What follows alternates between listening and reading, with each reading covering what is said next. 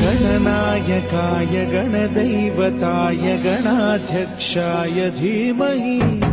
गुणशरीराय गुणमण्डिताय गुणेशानाय धीमहि गुणातीताय गुणाधीशाय गुणप्रविष्टाय धीमहि एकदन्ताय वक्रतुण्डाय गौरीतनयाय धीमहि